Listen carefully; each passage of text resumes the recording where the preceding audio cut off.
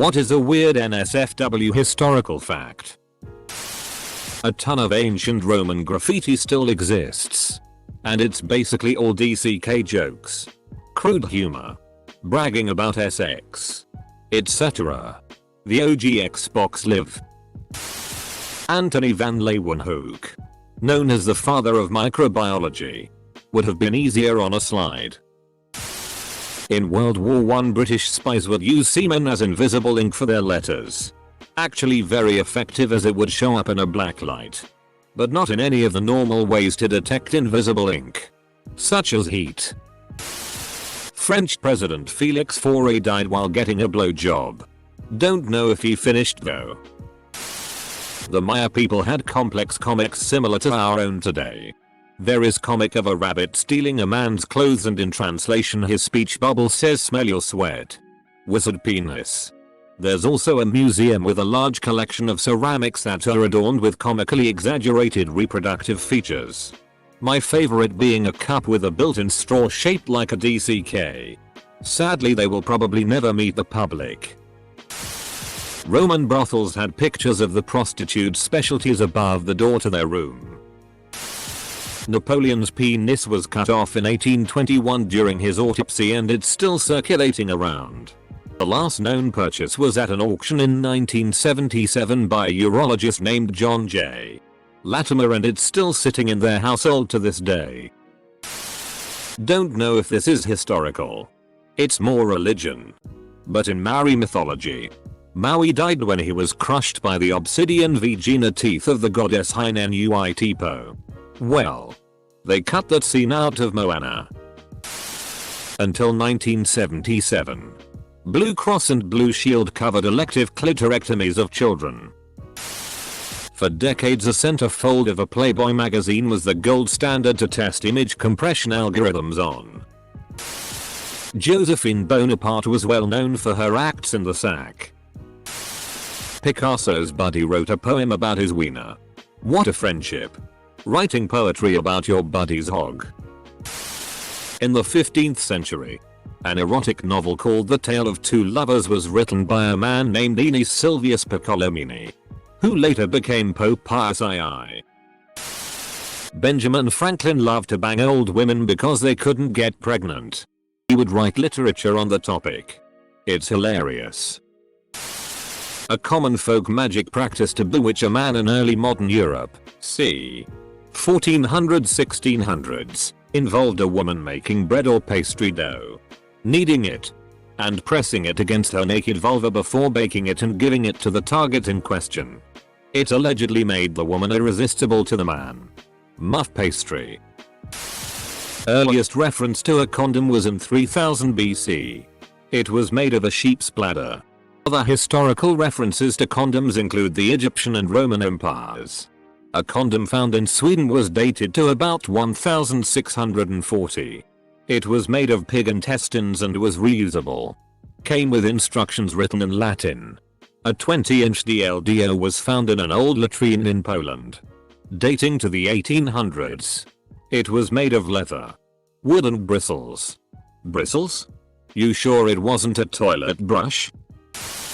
Street names in medieval England were often descriptive of what business or services could be found on that street.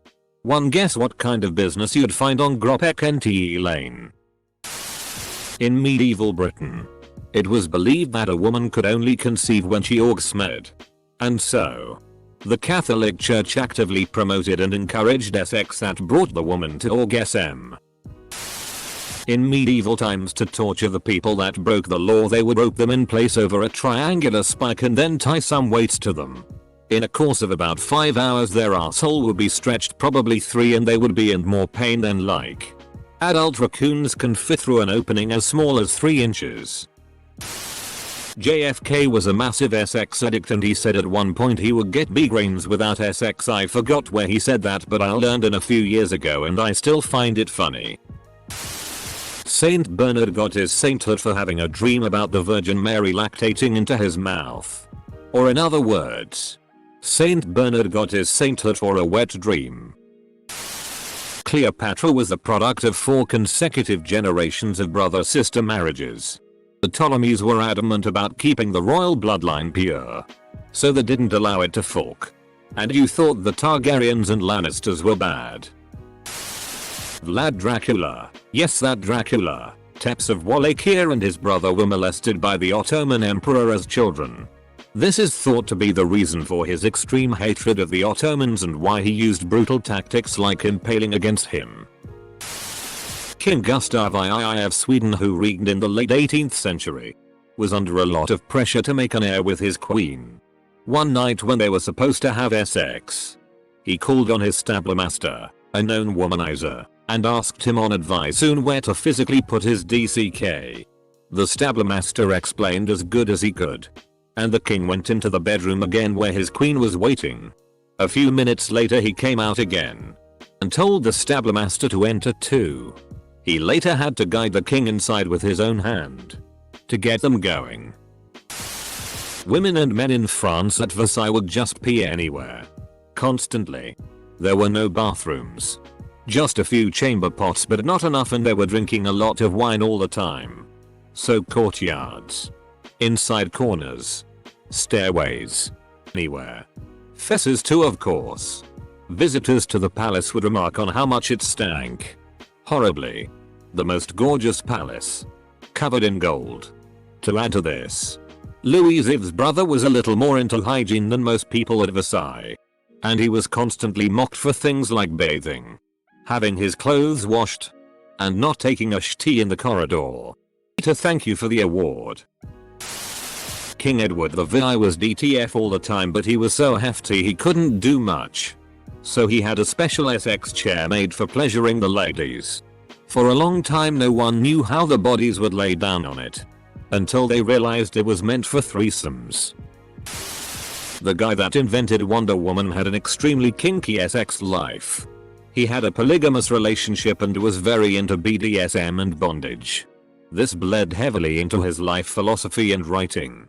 Early Wonder Woman comics have very overtly sexual themes, though this has been mostly removed from modern interpretations of the character. Her lasso is a holdover from this time. Blackbeard and his crew of pirates had a special horn that they used to insert into their urethra. This was then used to flush in mercury, which was believed to be the cure for syphilis. Andrew Jackson had a parrot that wouldn't stop swearing. Many children were injured and harmed during the American Industrial Revolution. In some cases, children that attempted to flee factories were shackled to their workstations to prevent them from running off. Someone managed to give us a historical NSFW. Hitler and JFK slept with the same Miss Denmark. Napoleon, don't remember which one, would write his lady and tell her not to bathe in the days leading up to his arrival. In short, Bonaparte. He specifically requested Josephine not wash because he loved tongue buffing a manky muff. There was religious group where you can have sex freely as long as you don't ejaculate. Edit. Catholics? The chainsaw was invented to cut through the pubic bone of a woman during childbirth to help delivery. It was like on a loose chain that was inserted and pulled back and forth, slowly chewing away at the bone. I read a compilation of interviews with women who had it done to them. It's more horrifying than anyone is thinking. Many Roman baths were creative with their locker organization system. In one example from Pompeii, different graphic sex acts, including a lesbian strap-on scene, were displayed above each clothing slot. Oh right. I left my toga under the threesome.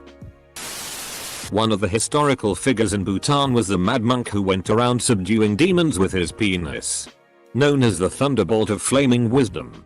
Even to this day, extremely detailed paintings of penises are painted on buildings in Bhutan. Fun fact: Jesus Christ was Jewish, which means he would have been circumcised after his resurrection, according to the Bible, and ascension to heaven. His foreskin would have remained behind on earth, and was therefore considered a holy relic. Needless to say, actually owning a piece of the body of Christ was a hot topic. So much so that the Pope had to establish a special office for determining the veracity of supposed foreskins of Christ. At one point there were as many as 14 confirmed relics of Christ's foreskin floating around in Europe. Bonus fun fact. The test to determine if the purported foreskin was in fact the real foreskin of Christ was for one of the papal officers to cut off a little bit of foreskin leather, put it in their mouth, suck on it to get it moist, and then decide if it tasted like God. Einstein had a fart fetish.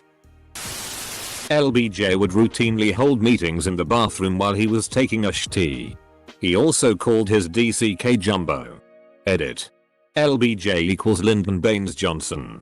He was president of the US from 1963 to 1969. Walt Whitman and Oscar Wilde definitely ducked. Normally, I'd want sources. But then I sit back. I think of who Walt Whitman was, who Oscar Wilde was, that they ran in the same circles. And yeah, they clearly ducked.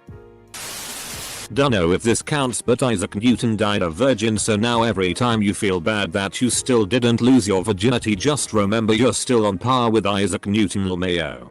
He also realized that if he divided his life into an infinite number of time slices, his chances of getting laid approached zero as the time slice approached infinity. Ancient Egyptians used to stick crocodile fesses and other things up their lady parts as birth control. The thing about that is, it actually works. Crocodile fesses has some chemical in it that prevents pregnancy. There's a popular myth that Catherine the Great died by being crushed by a horse. This was after she suspended the horse to partake in some fun times. In reality she died of a stroke, which is much less entertaining to imagine. Pocahontas was a child when Smith arrived, yet people made romantic fanfiction out of them. Victorian women who suffered from hysteria went to the doctor for treatment. The treatment was the doctor getting them off via clitoral stimulation. Old Timmy man. Doctor. My wife, whom has had 3 children and 0 orgasms this year, cries a lot. Doctor. She is obviously hysterical. Send her in. There is a temple in India dedicated to Essex. It has various statues with many different Essex positions and naked girls. Check it out on Google, there are some pretty crazy ones. Also Kamsutra. First kind of Essex education book. Gonorrhea was nicknamed the clap based on certain treatments for it. Way back in the day. Because the penis can have some lovely discharge. It was thought that clapping on it or smashing it would rid the pen of its goo and cure the infection. Sometimes this meant whacking their wee-hoo on a desk. Smashing it with a book. Anything to smack the stuff out of there. I bet you fellas are happy they don't do that anymore. I hope. Elizabeth Bathory is believed to be the first female serial killer. Born in August 1560 Hungary, she is reported to have killed over 500 young girls and bathed in fire blood. Though this is very likely to be highly exaggerated. What isn't disputed is that Bathory likely killed a lot of young people. Genghis Khan had many wives and concubines. These women were often princesses or queens that were taken captive or gifted to him. He provided them their own camps to live in and manage. Each camp also contained junior wives, concubines. The guards had to pay special attention to the individual camp in which Genghis Khan slept, which could change every night as he visited different wives. 5% of world's male population are direct descendants of Genghis Khan. Napoleon's penis was removed by the coroner who did the autopsy. It was preserved and has been sold and passed down for over 150 years. A professor of urology at Columbia University bought it in 1977 for $7,000. And ownership passed to his daughter when he died in 2005. Catherine the Great of Russia had a whole room of Essex-related curiosities. She collected dildos and other Essex toys from all over, and had ornate pieces of furniture with penises carved into them, as well as lots of erotic art. She was a little obsessed, to put it mildly. Big Essex orgies were so popular in ancient Greek times that they threatened the way of life in politics. So the big wahoo made up the Greek gods just went AYO.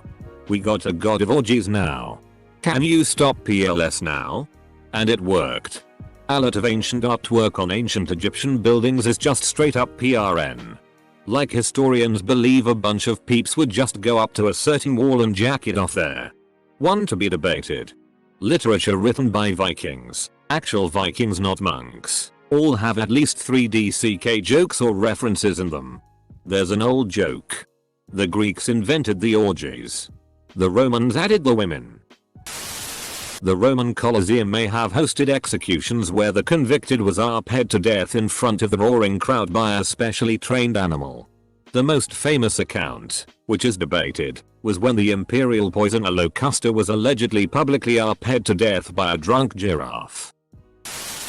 Do I really even need to bring up the name of H.P. Lovecraft's cat?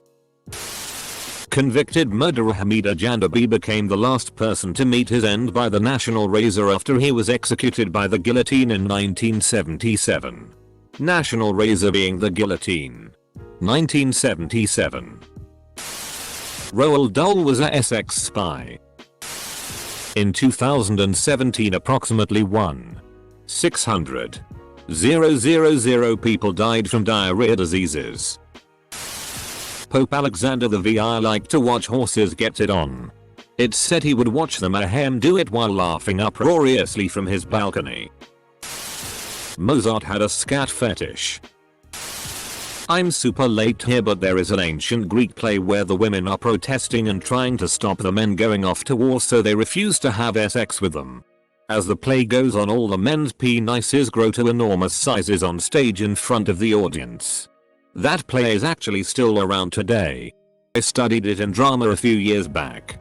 I played a man whose wife leads him on very heavily, and just before the point of no return, let's say, she leaves him with a giant overly pronounced stiffy. Emperor Elagabalus had more boyfriends than years in power in Rome. She, it is unclear, but we can assume she, was also the most powerful transgender in history, as she wanted a vaginoplasty and often cross-dressed quite often. On a lighter note, you can say they when gender is unknown. Graham crackers were not made for pie crusts or s'mores. They were made as an effort to reduce stimulation. This reduction in stimulation was believed to stop the urge to masturbate. True. Oof, gonna get lost. Not a great one. A con for diamonds was pulled off by a French madam and one of her girls, who at one point pretended to be Marie Antoinette. The target was a priest who should have known better. The whole mess got so escalated that it became an alternative fact that contributed to the French Revolution. Every year in ancient Egypt. So that the Greeks were pretty gay is pretty well known. Well, the Romans were too in their own way. The Romans schematized sex. Roll, penetrator. Penetrated, and hole, mouth. Vagina. Ass. They had different terms for each. Catullus 16 famously demonstrates this well in a fun filthy poem. Basically, for a man. Top whoever. Man or woman. However, what is verboten is more interesting. So a proper man must never let himself be ducked. To be penetrated is the role of a woman, however. Gets more interesting still. So in Roman culture the mouth had special significance. So being violated there was extra shameful. It was worse to be a cocksucker than a bottom. And it is also shameful to go down on a woman. Something about how that is the women taking the active and penetrative role in sex, and that is unnatural. As with all rules, people still did what they did. Norms are made to be ignored. Then just as now. Thomas Jefferson's slave Sally Hemings was half-sister to his wife Martha. Jefferson kept Hemings in a WAPA basement and had 6 children by her. It's infuriating how some historians try to portray Hemings as his mistress or lover. As if an underage slave can willingly consent to sex or procreation with their Slaviawana. She was definitely a victim of sexual abuse, and it wasn't romantic. In some places to work for female royals you had to get your penis chopped off. In 1998, the French writer and professor Thierry Leguay wrote a history of fellatio, El Histoire Sine de la Fellation, in which he describes how the Chinese Empress Wu Hu, who reigned during the Tang dynasty from 690 to 705 AD, used her position to decree that all visiting dignitaries pay their respects by performing cunnilingus on her. American slaves were systematically uphead to dilute their gene pool.